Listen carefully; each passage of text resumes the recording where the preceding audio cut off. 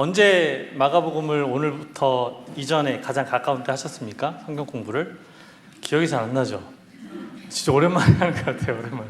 그래서 마가복음 성경 공부를 준비하려 보니까 언제 같이 뭐 했었지? 9월달 추석 전에. 그리고 또 오늘도 또 이렇게 예배로 저 혼자 이렇게 설교하는 것처럼 하니까 성경 공부가 이렇게 넘어가면 11월달, 그죠?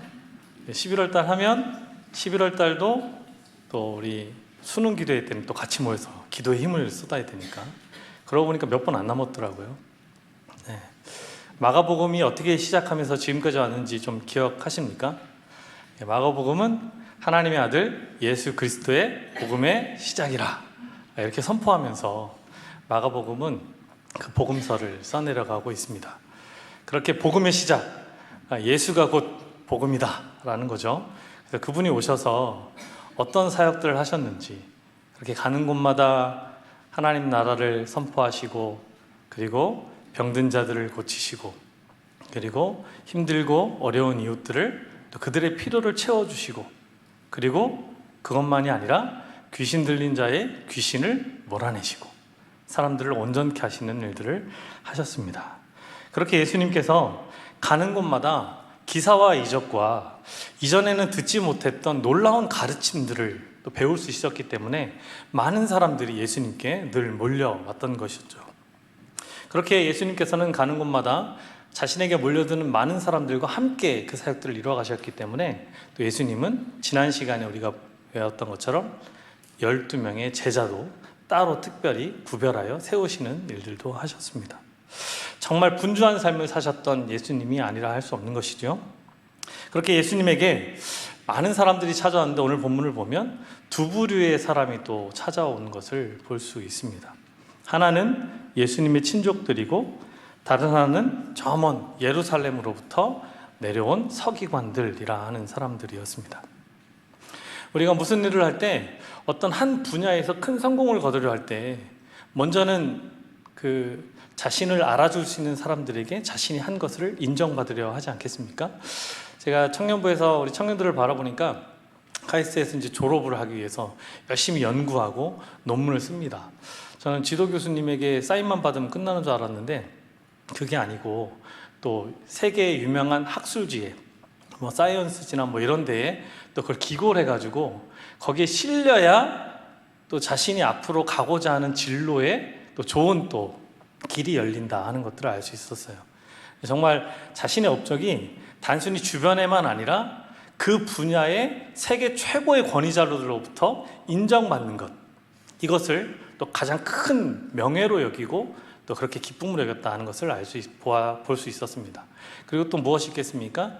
이 모든 것들보다 더 큰 위로가 되는 것은 바로 따뜻한 부모님들로부터의 고생했다, 내가 정말 애썼다라는 칭찬과 또 인정과 또 용기, 그런 격려가 아닐까 싶습니다. 그렇게 이 가족과 또 자신의 속한 부류에서 인정받는다는 것은 한 분야에서 열심히 무엇인가를 할 때는 지극히 당연히 기대할 수 있는 것이라 생각할 수 있는 것이죠. 그런데 오늘 본문을 보면 예수님은 우리가 모두 기대할 수 있는 이 두 부류, 자신이 몸담고 있는 분야에서의 권위자들, 그리고 가장 가까운 친족, 부모님과 또 형제 자매들로부터 철저하게 오해를 받고 또 외면과 비난을 받는 모습들을 볼 수 있는 것이죠. 그렇게 오늘 본문을 보면 예수님의 사역이 절정에 달했을 때 무리들이 너무나 많이 몰려와서 예수님은 어떻게 표현하고 있냐면 식사할 겨를도 없었다라는 겁니다. 식사할 겨를도 없었다. 우리가 얘기합니다. 어떻게 예수님은 그 수많은 일들을 하실 수 있었습니까? 공생애라는 그 3년간의 짧은 기간 동안에. 여기 답이 있습니다. 식사할 겨를도 없이 바쁘게 사역하셨기 때문에 그 많은 일들을 하실 수 있었다라는 거죠. 그런데 예수님의 친족들이 보인 반응들은 무엇이었습니까? 위로와 격려와 힘을 실어주는 것이 아니었습니다. 21절 말씀을 보시면 예수의 친족들이 듣고 그를 붙들어 나오니 이는 그가 어땠다고요? 미쳤다 함이로라. 예수님이 식사할 겨를도 없이 이렇게 분주하게 하나님께서 이 땅에 내려보신 그 사명을 완수하기 위해, 그렇게 하나님의 아들 예수 그리스도의 복음의 시작이 완성되게 하기 위해서 열심히 사역을 하시는 그 와중에 예수님을 보고자 가족들이 찾아왔는데요. 가족들이 찾아왔다면 우리는 무엇을 기대하시겠습니까? 여러분이 집을 떠나서 식사할 겨를도 없이 열심히 자기에게 주어진 사명이라 여기고 그것을 힘써 하고 있을 때, 그 누구보다도 여러분을 가장 가까이서 보아왔고 가장 잘 이해할 수 있을 것이라 여기는 여러분의 사랑하는 가족이 여러분들에게 왔다면 무엇을 기대하시겠습니까? 당연히 위로이지 않겠습니까? 격려이지 않겠습니까? 밥은 먹어가며 일을 하냐, 이와 같은 요청이지 않겠습니까? 그런데 가장 가까운 이 친족이라는 사람들이, 그렇게 30년간 함께 살았던 이 가족들이, 그렇게 어린 시절 예수님과 함께 뛰놀았던 형제 자매들이, 그리고 예수님을 뱃속에 10달간 품었던 그의 어머니 마리아가 와서는 하는 말이 예수가 미쳤다라는 이 말에 그들도 동요되었고 예수를 붙들려 왔다. 강제로 붙잡아서 자신들의 집으로 끌고 가려 한다라는 것이죠. 이전에 어떤 일들이 있었습니까? 예수님이 안식일에 병자를 고치시고 또 미리삭을 손으로 으깨어 제자들과 먹는 모습을 보면서 예수님을 공격했을 때 예수님이 하신 말씀이 있었죠. 인자는 안식일의 주인이니라. 네. 이 안식일에 대한 예수님의 이 말씀은 당시의 유대 사회에 큰 파장을 불러일으켰던 것이죠. 자기가 안식일의 주인이래. 자기가 신이야 뭐야? 자기가 하나님이라는 거야? 이와 같은 말들이 돌고 돌아 결국은 예수가 미쳤다 하는 결론에 도달한 것이죠. 그리고 이러한 소문들이 결국은 가족들의 귀에도 들리게 됐고, 가족들 역시도 이와 같은 소문에 아니야, 예수는 절대 그런 사람이 아니야 라고 항변한 것이 아니라, 그들도 더 이상 참을 수 없었기에 예수를 어떻게든지, 이 미쳐버린 예수를 붙잡아서 사람들의 눈에 띄지 않게 하기 위해서 그렇게 예수님께 다가왔다라는 것이죠. 그렇게 아무리 혈연으로 육체적으로 가장 가까이 있는 사람이라 할지라도 고린도전서 2장 14절 말씀처럼 육에 속한 사람은 하나님의 성령의 일들을 받지 아니하나니 이는 그것들이 그에게는 어리석게 보임이요 라는 말씀처럼 육으로는, 혈적으로는 하나님의 일을 알 수 없었다라는 것이죠. 그렇게 그들도 예수님의 신성을 전혀 눈치채지 못했던 것이었습니다. 그런데 31절 말씀에 보면 이 같은 상황이 더 선명해지는데요. 31절 말씀에 그때 예수의 어머니와 형제들이 와서 밖에 서서 있다라고 합니다.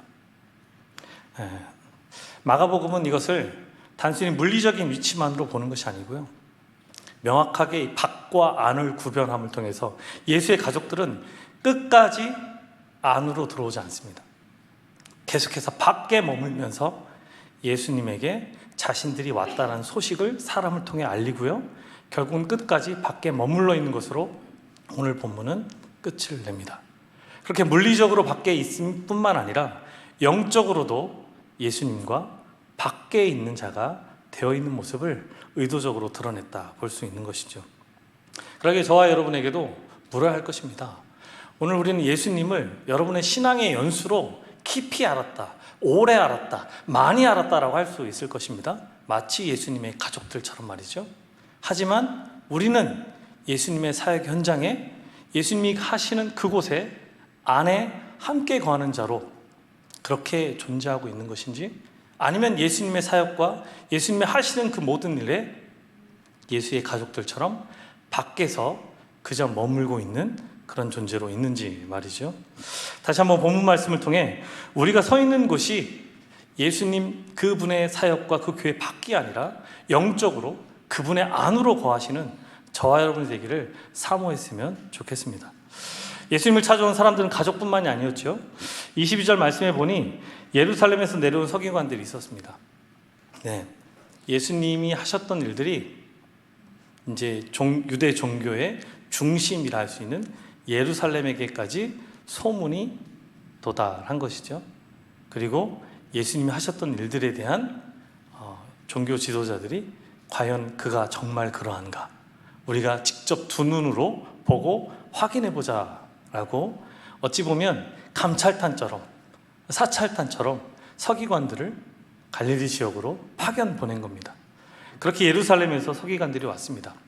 그리고는 예수님 곁에 머물면서 예수님이 하셨던 말씀들, 가르침, 그리고 그분의 기사와 이적들을 두 눈으로 직접 똑똑히 보았죠.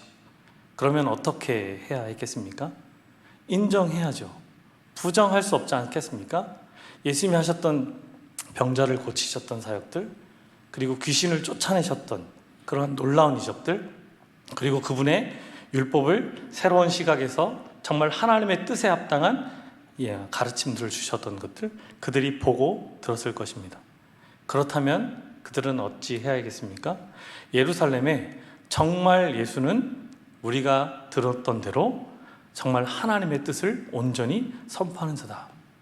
그분의 일들은 하나님이 아니고서는 나타낼 수 없는 일이다라는 것들을 알려야 했을 것입니다. 하지만 서기관들은 그러지 않았습니다. 가족보다 성경적 지식도 많고, 그래서 예수님을 분명히 종교적으로 더 잘 이해할 수 있는 길이 있음에도 불구하고 그들은 예수님의 기사와 이적과 그분의 모습에 눈과 귀를 닫아버리고 자신들의 아집과 자신들의 목적에 부합하기 위해 도리어 예수님을 향한 모함을 하기 시작했습니다. 그렇게 어찌 보면 가장 악랄한 부류가 바로 이 종교 지도자들이라 할 수 있는 것이죠. 그렇게 그들은 당시 수많은 사람들에게 인기를 얻게 된 예수님을 어떻게 해서든지 인정하려 한 것이 아니라 흠집을 내어 깎아내리려 했던 것이었습니다. 그래서 그들은 분명 예수님의 주변을 맴돌면서 그 소문의 실체를 확인했겠지만 그럼에도 불구하고 인정하지 않고요, 예수님의 능력 자체는 부인할 수 없었기에 말도 안 되는 그런 이야기들로 예수님을 모함합니다. 무엇이었습니까? 예수님이 바알세불이 집혔다 하며 또 귀신의 왕을 힘입어 귀신을 쫓아낸다 하는 것이었습니다. 그러니까 능력이 있다는 것을 부정할 수는 없으니까 능력이 있다, 좋다, 내가 너의 능력은 인정하겠다. 하지만 그 능력의 출처가 무엇이냐? 그 능력의 출처는 하나님이 아니다. 너의 능력의 출처는 귀신이다, 사탄이다 라고 이야기한 것이죠. 그렇게 예수님이 행하신 기사와 이적의 근원이 하나님의 능력이 아니라 사단의 능력이다. 귀신의 힘을 입어서 바알세불이 집혔다라는 표현은 바알세불에 들렸다, 이렇게 세 번역은 번역하고 있는데요. 바알세불, 당시 사단의 왕이라 이렇게 추정되기도 했는데요. 이 바알세불에 의해서 걸려가지고 바알세불의 힘으로 이 모든 일들을 하고 귀신의 힘, 결국은 같은 말이라 할 수 있습니다. 이렇게 악의적인 비난을 예수님께 퍼붓게 되니까 예수님이 이와 같은 이야기를 들으신 이후에 다음에 세 가지 비유를 통해 그들의 논리적 모순을 지적하시지요. 예수님이 하신 말씀은 이것입니다. 사탄이 어떻게 사탄을 쫓아낼 수 있겠느냐? 그죠? 예수님이 오셔서 하신 일 중에 그들에게 가장 충격적인 사건 중에 하나가 무엇이었냐면 바로 귀신 들린 자의 귀신을 몰아내는 것이었거든요. 귀신이 사탄인데 예수님이 귀신의 힘을 입어서 했다면 어떻게 귀신이 귀신을 쫓아내고 사탄이 사탄을 쫓아내겠느냐? 그러면서 얘기하시죠. 나라가 스스로 분쟁하면 어찌 설 수 있겠느냐? 집이 스스로 분쟁하면 어찌 설 수 있겠느냐? 사탄이 스스로 분쟁하면 어찌 사탄이 스스로 설 수 있겠느냐?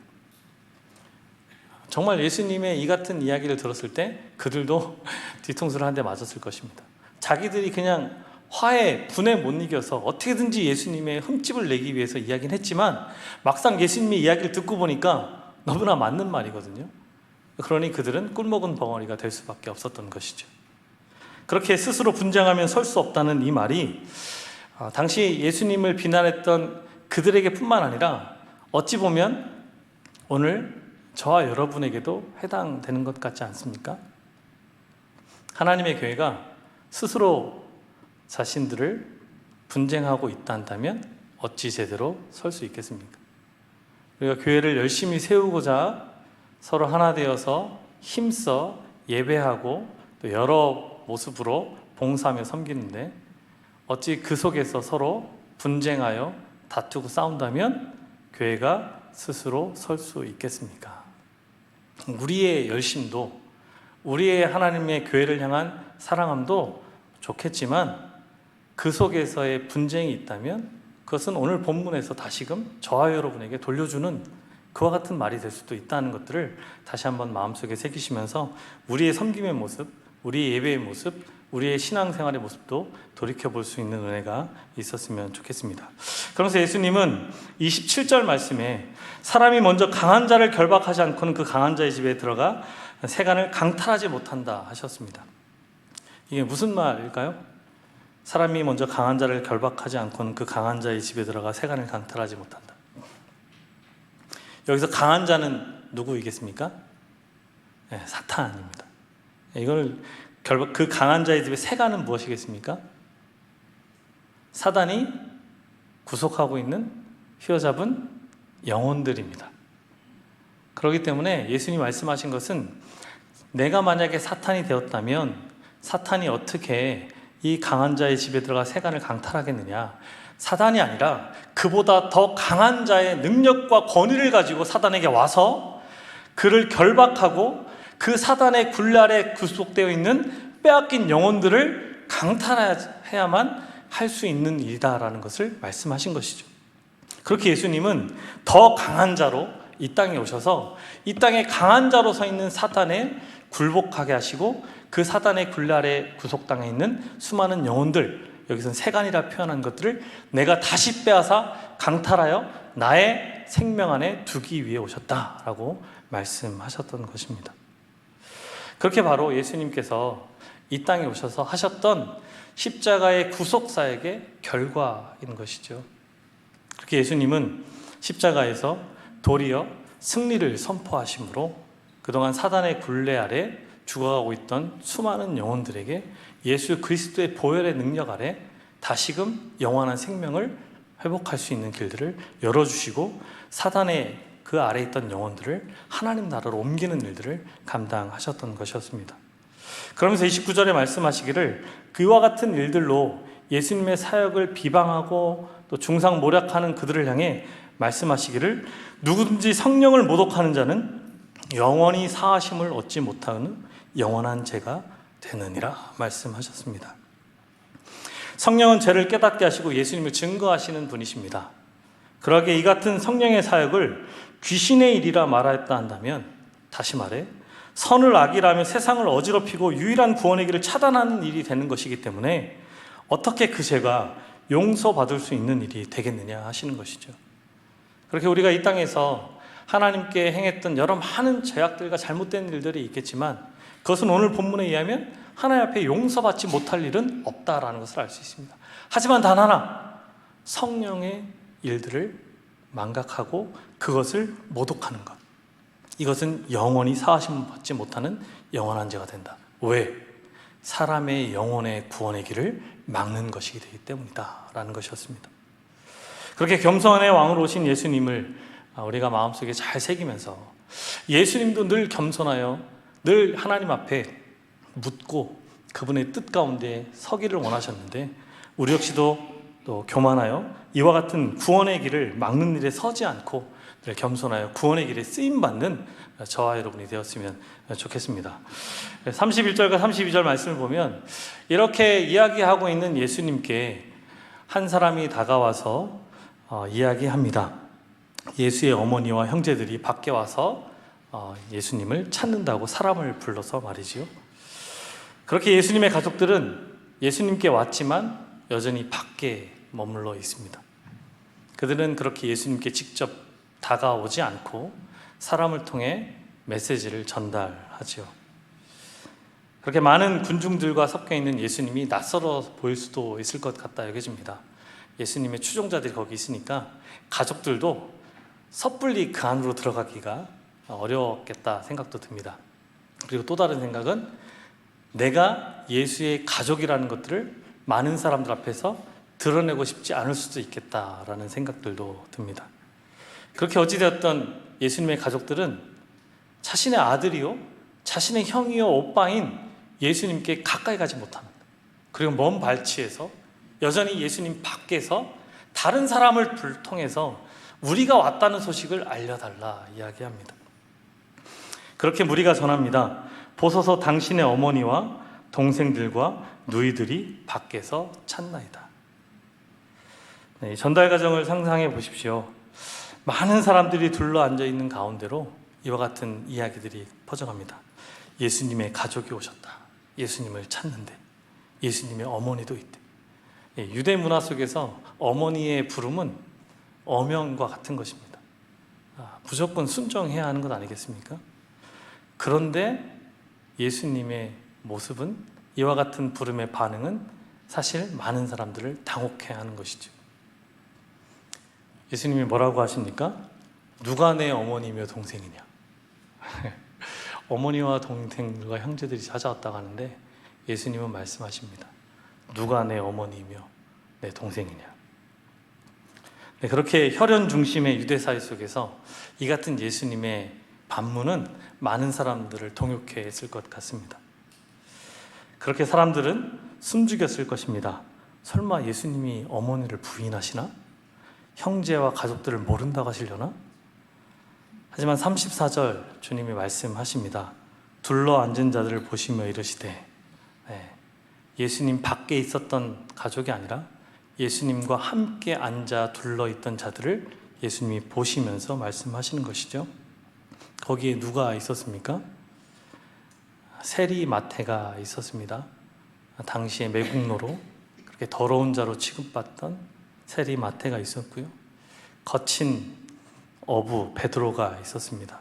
그리고 과격한 혁명가 시몬이 있었습니다. 그리고 주변에 병고침 받은 많은 병자들이 있었을 것입니다. 그리고 주변에는 사회에서 버림받았던 수많은 여인들이 그 주변에 있었을 것입니다. 예수님은 그들을 한 사람 한 사람 바라보시면서 말씀하신 것이죠. 보라, 내 어머니와 내 형제요, 내 자매들 말이요. 그렇게 예수님께서는 새로운 하나님 나라의 질서 안에서의 가족 공동체가 누구인지를 밝히시고 말씀해 주셨습니다. 그렇게 하나님의 뜻대로 행하는 자가 내 형제요, 자매요, 어머니다. 너희들이 지금 세상에서 어떠한 너희들의 모습으로 판단받고 비난받고 어떠한 처지에 놓여 있고 어떠한 신분에 있든지 그것이 중요한 것이 아니라 바로 내 곁에 앉아 있는 너희들이 내 어머니요, 내 형제요, 내 자매다. 내 가족이다. 라고 말씀해 주신 것이죠. 이게 어떻게 예수님이 하신 말씀이 정말 그 시대 속에 이루어질 수 있는 것일까? 유대 사회는 말씀드린 것처럼 더욱더 강력한 혈연 중심의 사회인데 어떻게 예수님의 이 말씀이 당시 사회에 이루어질 수 있는 것일까? 이런 것들 생각해 봤을 때 그냥 한번 예수님이 자신의 가족들이 자신을 향해 미쳤다라고 여기면서 자신을 붙잡아 끌고 가려고 왔으니까 마음의 서원에서 한번 얘기하신 것으로 그냥 해프닝으로 끝나고 마는 것인가?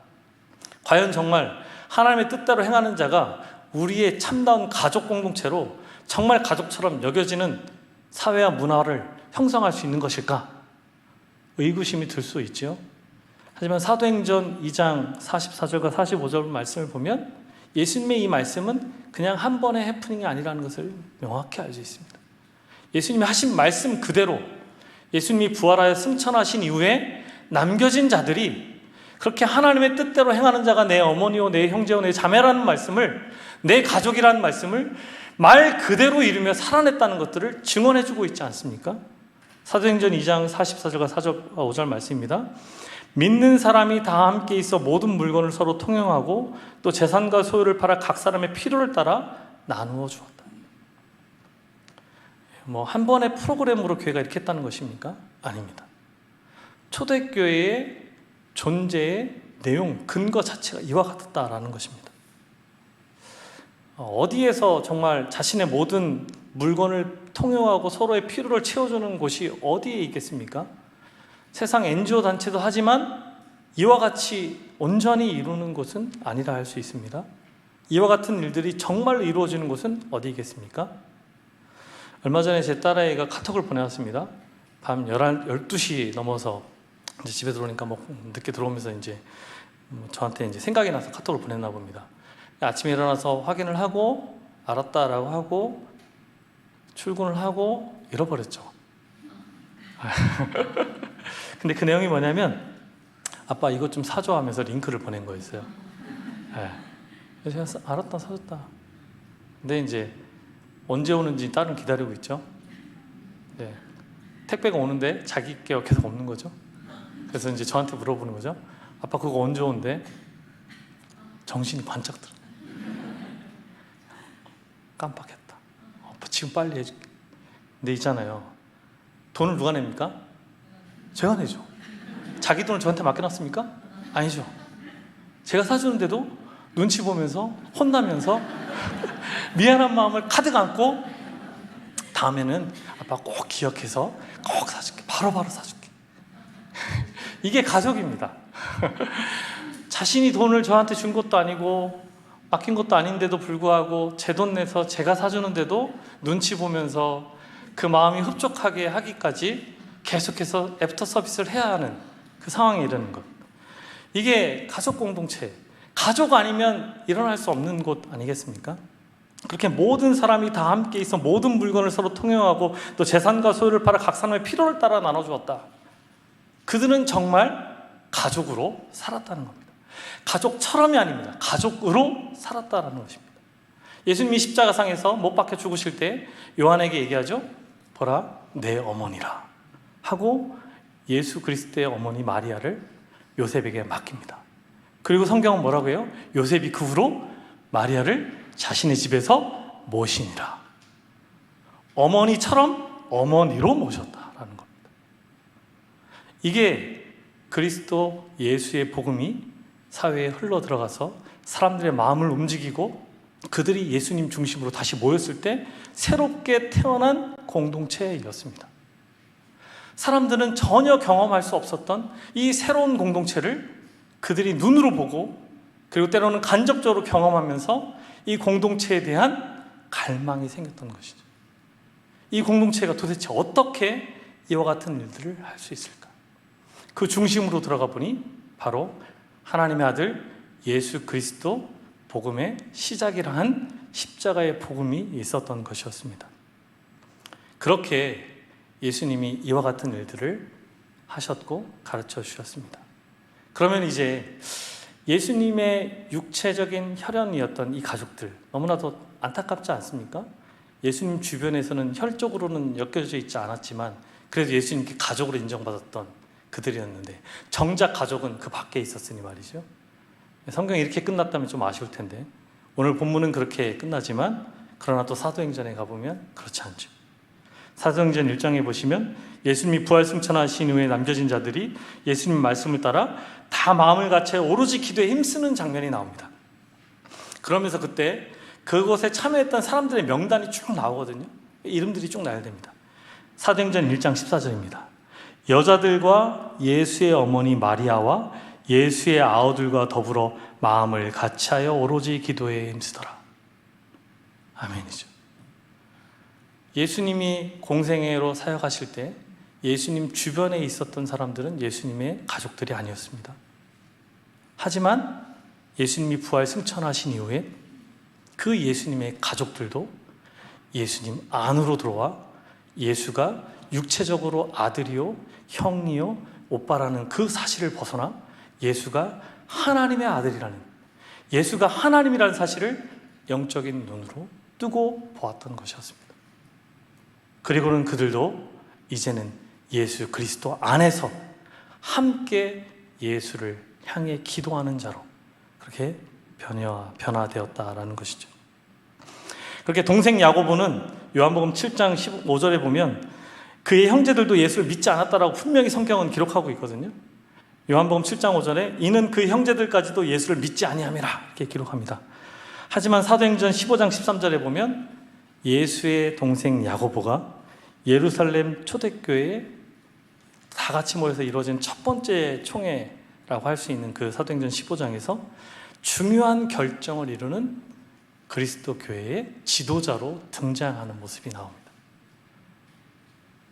그렇게 예수님 가족들에게도 예수님은 육체적으로 혈연적으로가 아니라 영적으로 예수가 그리스도시라는 사실을 깨닫게 되는 것이죠. 그렇게 더 이상 예수는 동네의 목수가 아니고 그리고 목수의 동생도 아니었습니다. 하나님 아들의 종이었고, 그렇게 야고보서는 야고보서 1장 1절에 다음과 같이 말합니다. 하나님과 주 예수 그리스도의 종 야고보. 네. 형의 동생 야고보가 아니라 예수 그리스도의 종 야고보. 이처럼 예수님과 함께 했던 사람들은 결국 예수님이 누구인지 정확하게 그의 존재를 깨닫게 되고 그 안으로 들어가 그와 더불어 함께 하나님의 생명을 누리는 존재로 변화되었다는 것들을 볼 수 있게 되었던 것이죠. 사랑하는 성도 여러분, 오늘 본문은 우리에게 묻습니다. 우리는 누구의 가족입니까? 네, 어머니, 아버지, 여러분 남편들 다 계시, 그게 가족입니다.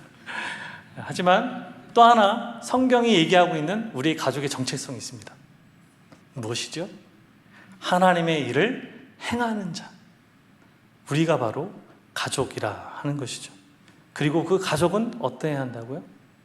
서로를 나 자신처럼 아끼고 사랑함으로, 상대의 눈물은 나의 눈물처럼, 아니 그보다 더 아프게 여긴 것으로 함께 울고 닦아줄 수 있어야 하고, 서로의 기쁨은 어떻게 해요? 내 기쁨보다도 더 기쁜 것으로 함께 웃어줄 수 있는 공동체. 그것이 바로 예수님이 오늘 본문을 통해 새롭게 규정하신 하나님 나라의 가족 공동체의 저와 여러분의 모습이라는 것을 마음속 깊이 새기셔서 그와 같은 가족 공동체를 이뤄가는 저와 여러분, 우리 모든 집교회 되었으면 좋겠습니다. 함께 기도하겠습니다. 하나님 아버지 감사합니다. 혈연을 넘어 하나님의 뜻으로 맺어진 영원한 가족 공동체를 허락하심에 감사합니다. 우리가 밖이 아닌 안에서 예수님을 중심으로 둘러앉아 하나님의 뜻을 구하고 행하는 진짜 가족으로 살아갈 수 있도록 성령으로 우리를 충만케 하여 주시옵소서. 그렇게 이 외로운 세상에서 참된 가족 공동체의 모습을 보여줌으로 세상에 하나님의 진리와 사랑과 생명을 전하는 우리가 되게 하여 주옵소서. 감사드리며 예수님의 이름으로 기도합니다. 아멘.